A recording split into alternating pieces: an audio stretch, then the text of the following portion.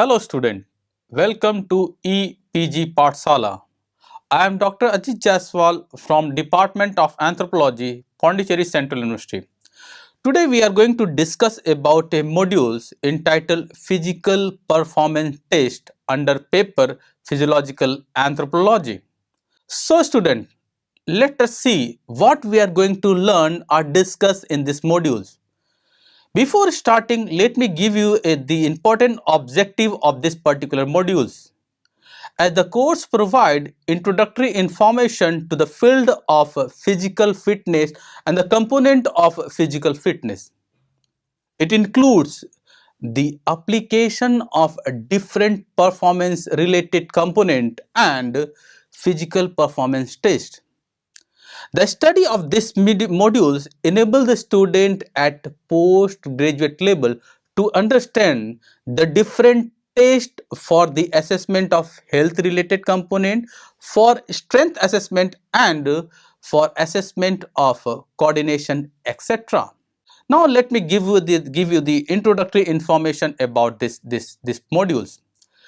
The struggle for an individual to live a healthy and fit life has been a matter of great concern throughout the world. Man has to be fit and healthy to survive in his environment and enjoy his existence.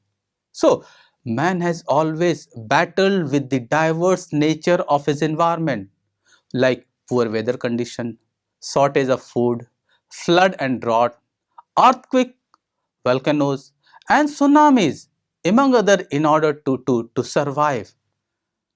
The humans who are not fit enough to overcome adverse conditions or adapt to the changing environment would eventually fall by the wayside or perish. So, it is important now for us to discuss what is physical fitness.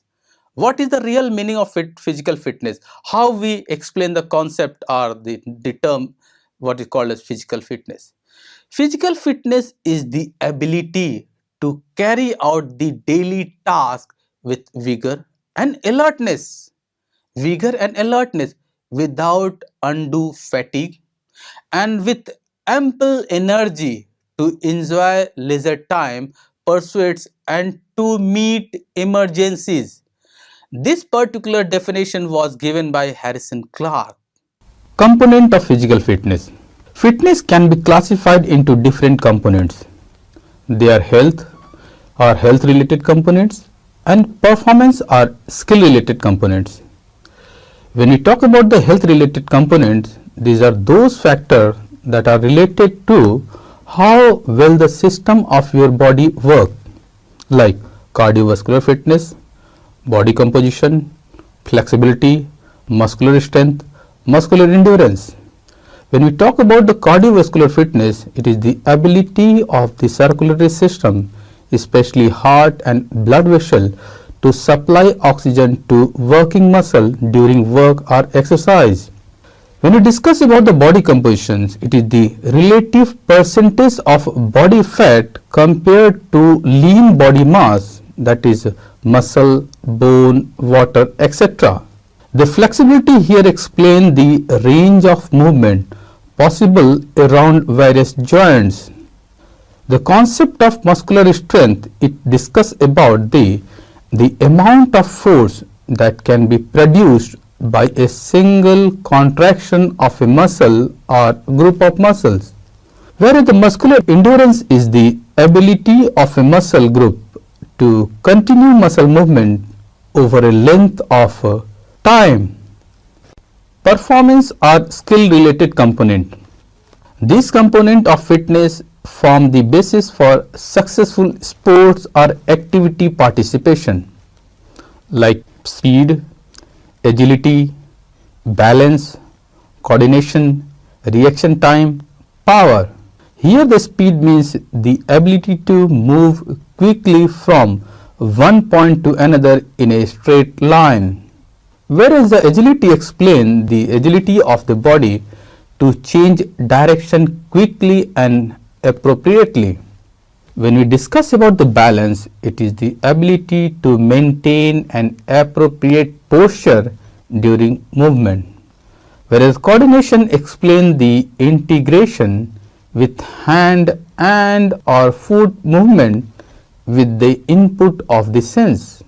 Reaction time explains the amount of time taken to initiate a response, whereas a power is an ability to combine strength with speed.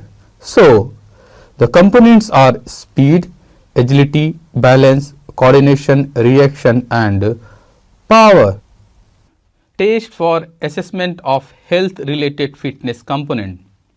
Testing and movement are the means of collecting information upon which subsequent performance, evaluation and decisions are made. But in the analysis, we need to bear in mind the factors that may influence the result. The important factors are copper VO2 max test to assess cardiovascular endurance, Harvard step test to assess the cardiovascular endurance, test for body composition like skin fold measurement to assess body fat percentage, seat and reach test to assess flexibility, 1 RM test what is called as repetition maximum test to assess muscle strength, test for muscle endurance assessment, partial curl up test, push up test and so on. The copper VO2 max test to assess cardiovascular endurance is used to monitor the development of the athlete's aerobic endurance and to obtain an estimate of their VO2 max. This test requires the athlete to cover as much distance as possible in 12 or 8 minutes for men and women respectively. Harvard step test to assess the cardiovascular endurance. It was developed by Boucher et al. In 1943. The objective of this test is to monitor the changes in the athlete's cardiovascular system. This test requires the athlete to step up and down of a gym bench for 5 minutes at a rate of about 30 steps per minute. Next test is the test for body composition, that is skin fold measurement to assess body fat percentage. Skin fold is a method of discovering correct body weight and fat composition by measuring the layer of subcutaneous fat beneath the skin. The percentage of total body fat can be measured by the skin fold measurement at a selected point on the body with a pair of caliper. This test only requires 4 measurements. A similar alternative method is the Yahoo's skin fold test, which requires 6 measurements. The objective of this test is to monitor the athlete's level of body fat. Next test is sit and reach test to assess flexibility. The objective of this test is to monitor the flexibility of the athlete's lower back and hamstring. Next one is 1 RM test, which is called as repetition maximum test to assess muscle strength. The objective of this test is to measure maximum strength of various muscle and muscle group. The advantage of this particular test is the required equipment is readily available in most gyms, but there is some disadvantage also, like performing a maximum weight lift is only for advanced weight trainer. It is important to have good technique before attempting this test. The test result will be specific to the equipment used and the technique allowed, so is best used for test retest measure. The test is also called 1 rep maximum or 1 RM, 1 repetition maximum. Next one is a test for muscular endurance assessment, like partial curl up test and push up test. Now let's discuss about the test for strength assessment. Grip strength test is used to assess the strength of the hand grip. This test is used to monitor the development of the subject grip strength. For this test, the required resources is a hand grip dynamometer. The procedure used for this test is as follows. The subject using this dominant hand applied as much grip pressure as possible on the dynamometer. The assistant record the maximum reading in kilogram. The subject repeat the test 3 times. The assessors use the highest recorded value to assess the subject performance. Clark in 2005 conducted a study which examined the impact of the shape of the hand as relatively long, average or square shape on maximum voluntary isometric grip strength in a group of healthy male and female teenagers aged range from 13 to 17 years. Analysis of this particular test is by comparing it with the subject previous result for this test. It is expected that with appropriate training between each test, the analysis would indicate an improvement in the subject's grip strength. The advantage of this particular test is as follows, like minimal equipment is required. It is simple to set up and conduct and can be conducted with almost anywhere, but it has some disadvantage also, like specialist equipment is required. It is not carried out by any normal fashion, but there is specific dynamometer is required for this particular test. Performance or skill related test. This is test for speed assessment like sprint or speed test. The purpose of this test is to determine acceleration, maximum running speed and speed endurance depending on the distance run. The resource required for this thing is a measuring tape or mark track, stopwatch or timing gates and cone markers. The procedure for this test is the test involved running a single maximum sprint over a set distance with time recorded.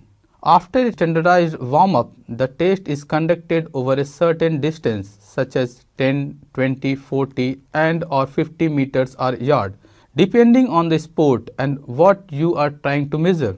The starting position should be standardized starting from a stationary position with a foot behind the starting line with no rocking measurement. If you have the equipment, you can measure the time to run each split distance during the same run, and then acceleration and peak velocity can be determined.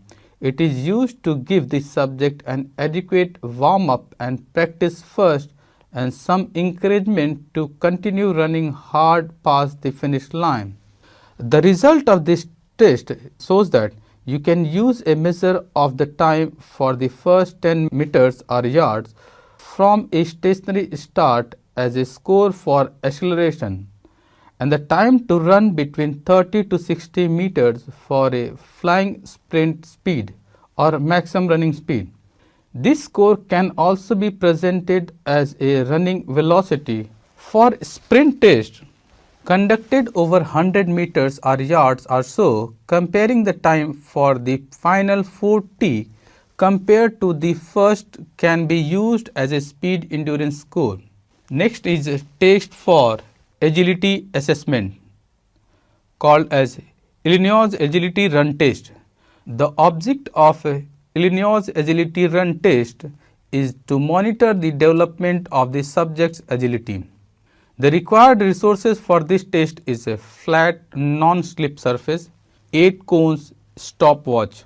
This test required the subject to run the red line route as shown in the diagram like in agile fashion. The procedures are as follows. The subject warm up for 10 minutes. The assessors set up the course as described. The subject lies face down on the floor at the start cone.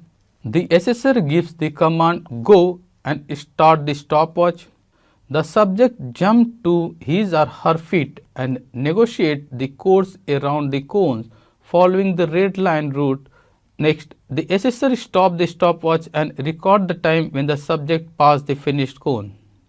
Normative scores for the Illinois Agility Run Test is already described. Analysis of the test result is by comparing it with the subject previous result for this test. It is expected that with appropriate training between each test, the analysis would indicate an improvement in the subject agility. The advantage of this particular test is minimal equipment required, simple to set up and conduct, and can be conducted almost anywhere. Next important test is test for assessment of balance. In this test, the important one is standing stock test to assess balance. The objective of this test is to assess the ability to maintain a state of equilibrium. Here equilibrium means balance in a static positions.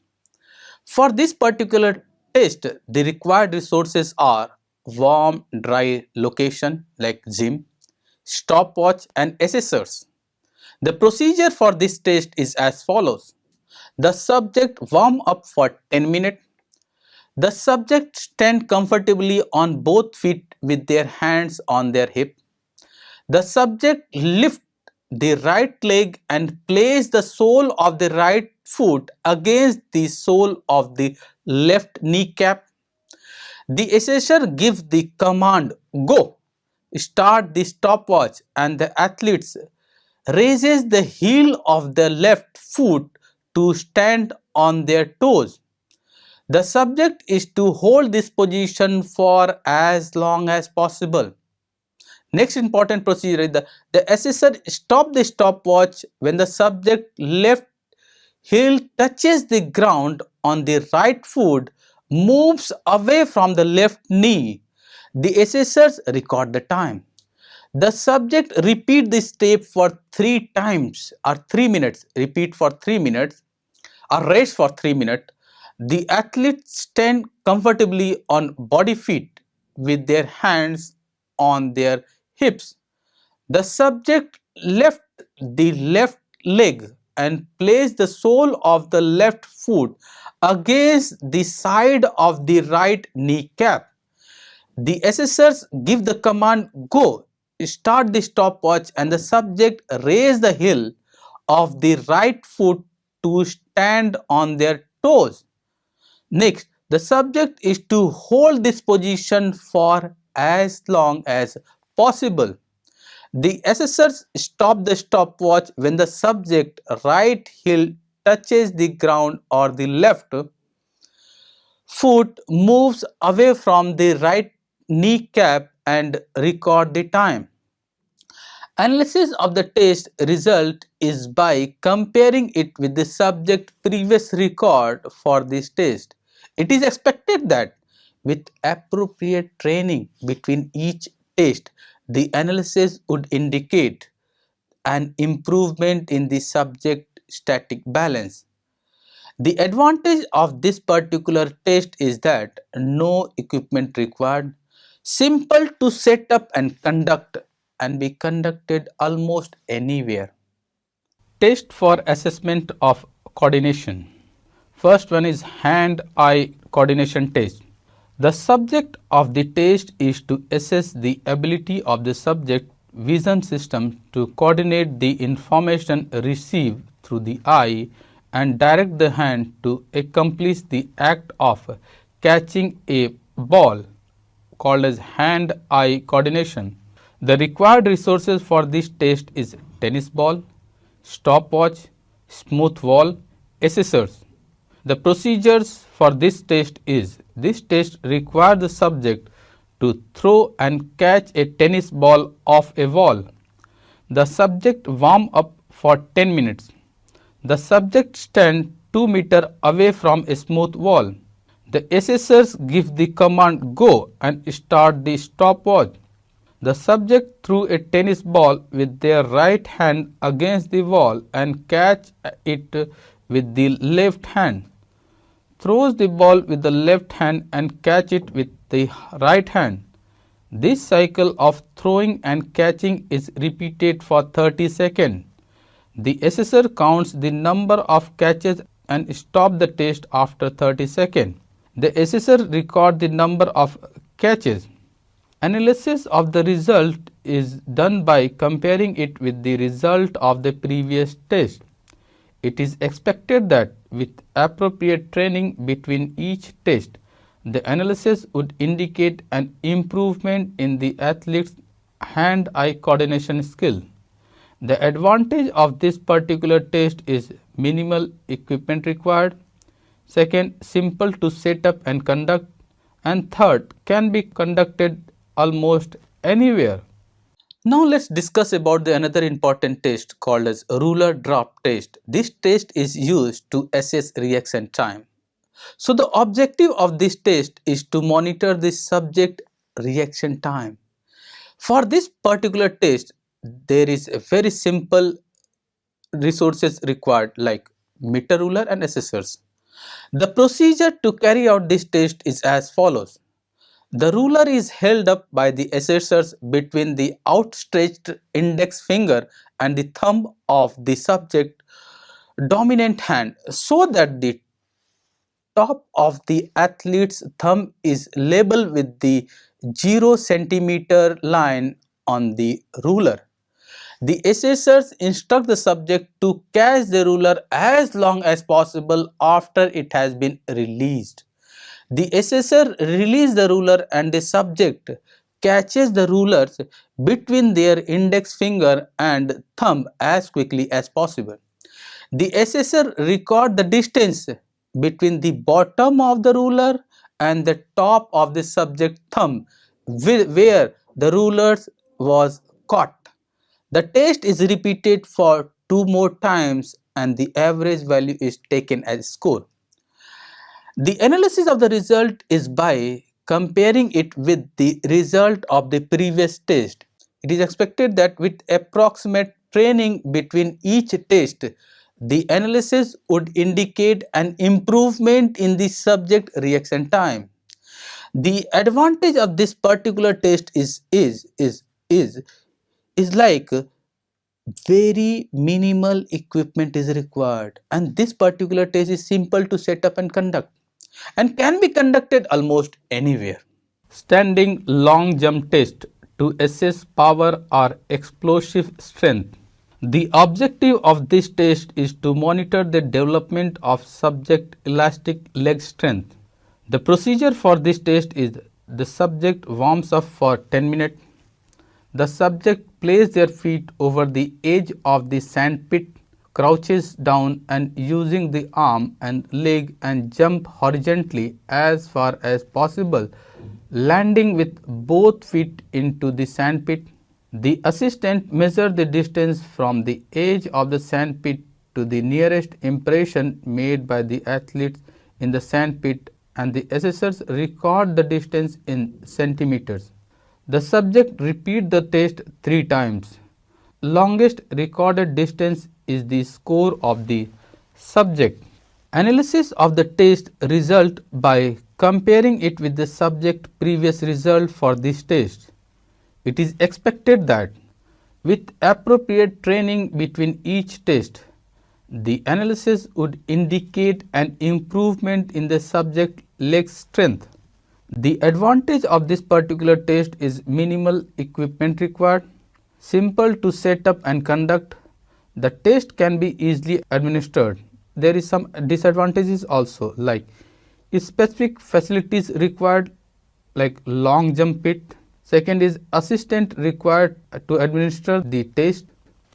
The Sargent jump test. The Sargent jump test, also known as the vertical jump test, was developed by Dr. Alan Sargent. The objective of this test is to assess the subject elastic leg strength in vertical jumping abilities.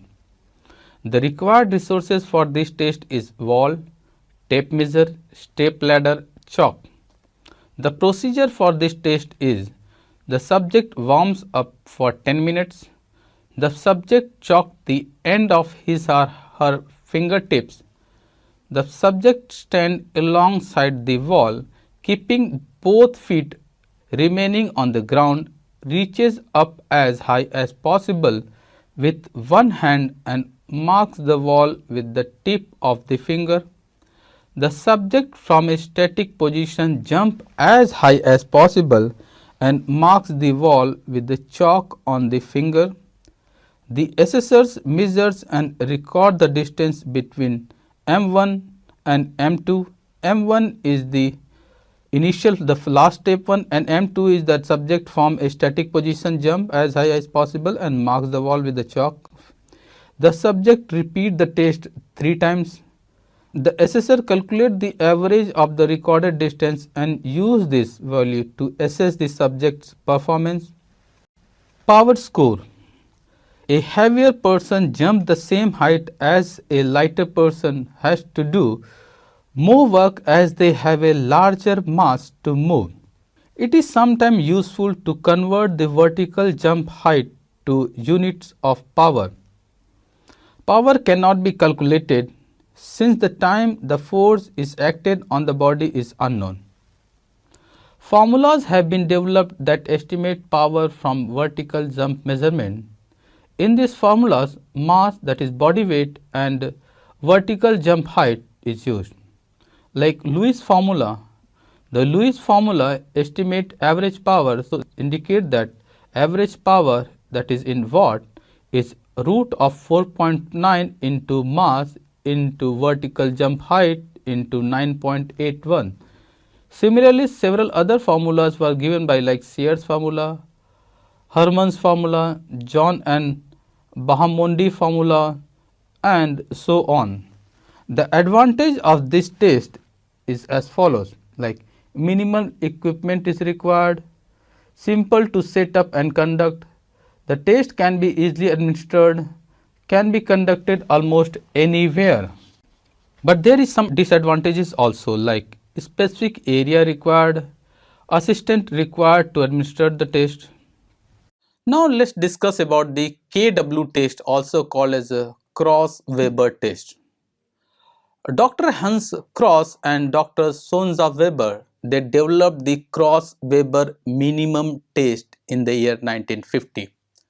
In this particular test, the 6-item medical fitness test measure the strength and flexibility of the key postural or called core muscle.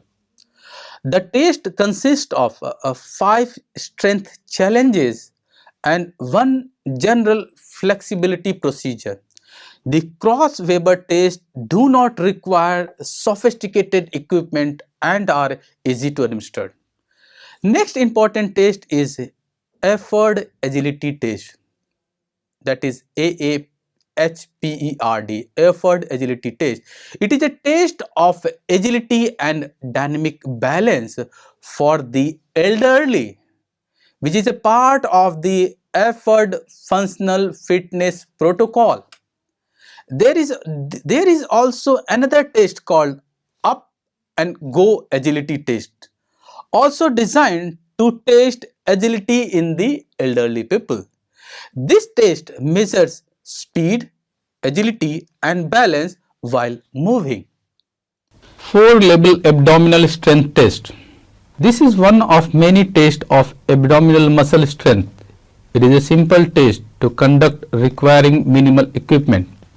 The objective of this test is as the 4 stages sit-up test measure lower back and abdominal strength, which is important for core stability. The procedure for this test is as follows. This is a simple test where you are required to do 4 forms of sit-ups. The subject attempt to perform 1 sit-up as described for each level, with either the feet held up as assistant or not, and with the legs straight or not. Several attempts can be made for each level, with the technique scored using the criteria below. The 4 levels are as follows. First, perform a leg sit-up with the knees at a right angle and your feet held. Second, perform a leg sit-up with the knees at right angle and your feet not held. Third, perform a straight leg sit-up with your feet held. Fourth, Perform a straight leg sit-up with your feet not held. Use the criteria in the given table to give a score out of 4 for each sit-up. Add the score for all 4 sit-up labels for a total score out of 16. Like the scoring is as follows: 0 score means criteria is cannot perform, 1 indicate difficulty performing a jerky motion, feet leave the floor. Third, use a lot of momentum to overcome 45 degree. 3. Perform with slight pause in the mid area of the sit-up. 4. No difficulty. The advantage of this test is moderate size group can be tested at once with minimal equipment required, and the disadvantage is scoring is subjective and therefore result cannot be easily compared between groups. So dear, now let's try to summarize the information that we have discussed in this modules. In this modules, we discuss about the test to measure the health and performance related components are standardized and time tested. We also learned about the periodic and regular assessment of the subject with a given with a given clear indicator to the assessors about the progress made with regard to general health or performance fitness. In these particular modules, we also learn about the norms. The norms should more often than not be a guideline rather than qualifying test in case of assessment of general fitness. Here, the criteria guidelines should be the subject own previous performance and not the universal norm. However, the universal norm can be the general guideline for the subject towards better health. Okay? Thank you.